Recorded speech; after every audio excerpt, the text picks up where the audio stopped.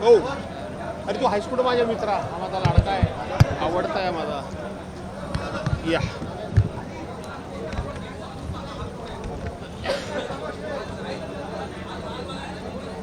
ए आता खाली टाकतो, आता राहू द्या, नंतर काढू.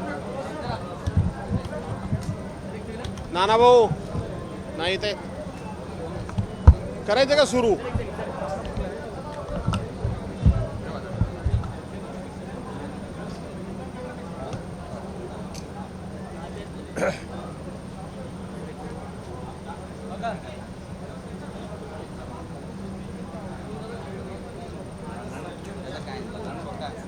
करायचं का सुरू? काल आपण सर्वांनी पाहिलं असेल. नाही जयंतराव सुरू करा म्हणा. जयंतराव येऊ दे बघ आपण सगळे हो प्रत्येक मी तोपर्यंत ते म्हणले तुमचं होईल त्यांचं होईल. काल आपण सर्वांनी पाहिलं असेल शेतकऱ्यांच्या प्रश्नाबद्दल आमचे ज्येष्ठ सहकारी सन्माननीय नानाभाऊ पटोले हे आक्रमक झाले आणि त्यांनी राजदंडाला हात लावला. अशा प्रकारचं एक ड्रामाबाजी करून नाटकबाजी करून त्यांच्यासारख्या एका सिनियर सदस्याला माजी अध्यक्षांना दिवसभराकरता निलंबित केलं. नानाभाऊंचा जो रुद्रावतार होता, जो राग होता, जो उद्रेक होता, तो शेतकऱ्यांच्या प्रती हे सरकार किती संवेदनशून्य आहे, हे सरकार शेतकऱ्यांची किती टिंगलटवाळी करते याबद्दल त्यांचा आक्षेप होता, राग होता.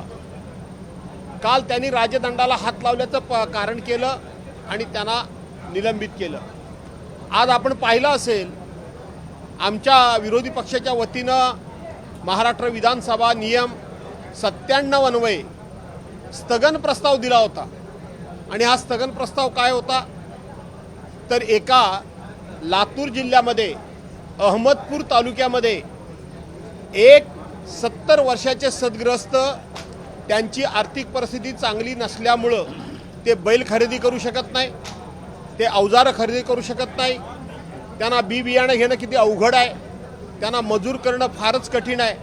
आणि म्हणून 70 वर्षाचे ग्रस्त स्वतःला जोताला जुंपून घेतात आणि त्यांची पत्नी अतिशय जड अंतःकरणानं दुःखी मनानं डोळ्यामध्ये पाणी आणून आपल्या नवऱ्याच्या खांद्यावरचा नांगर हाकण्याचं काम, डोक्यावर पदर घेऊन महाराष्ट्राच्या संस्कृतीचा पुरेपूर सन्मान राखून त्या आपल्या पत्नीचा त्या ठिकाणी नांगर हाकतायत.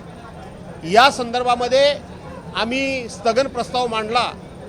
आज आपल्याला आश्चर्य वाटेल की हा जो जे शेतकरी आहेत नांगर ओढणारे आणि त्यांच्या पत्नी त्या नांगर हाकतायत ते दुसऱ्या तिसऱ्या तालुक्यातले कुठले नाहीत, तर ह्या राज्याचे सहकार मंत्री ज्या मतदारसंघाचे प्रतिनिधी आहेत त्या मतदारसंघातले ते सद्ग्रस्त आहेत असं देखील आम्हाला कळलं. आणि म्हणून आम्ही सगळं कामकाज बाजूला सारून नियम 97 अन्वये तात्काळ शेतकऱ्यांच्या प्रश्नासंदर्भात, शेतकऱ्यांच्या अडीअडचणी सोडवण्यासंदर्भात सरकारची भूमिका काय या संदर्भामध्ये आम्ही चर्चा करावी हा आग्रह धरला.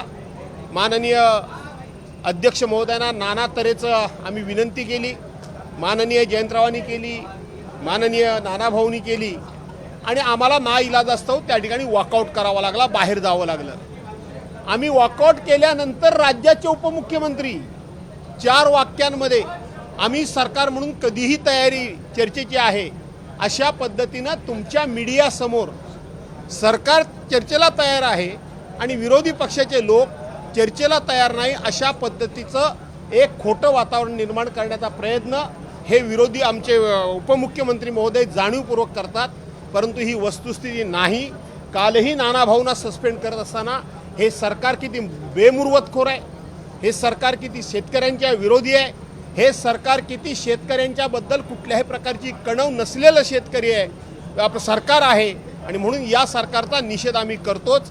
माझे ज्येष्ठ सहकारी या संदर्भात बोलतीलच, पण आमची तुम्हाला देखील विनंती आहे की सरकार दिखाऊपणा करतंय, नाटकीपणा करतंय, पुतना मावशीचं प्रेम शेतकऱ्यांबद्दल व्यक्त करतंय, त्यांच्यावर तुम्ही विश्वास न ठेवता शेतकऱ्यांच्या बाजूने तुम्ही उभे राहावा अशी आमची विनंती आहे. आता isakal.com आहे देशातील नंबर 1 ची मराठी न्यूज वेबसाईट. प्रत्येक अपडेटसाठी isakal.com ला नक्की भेट द्या.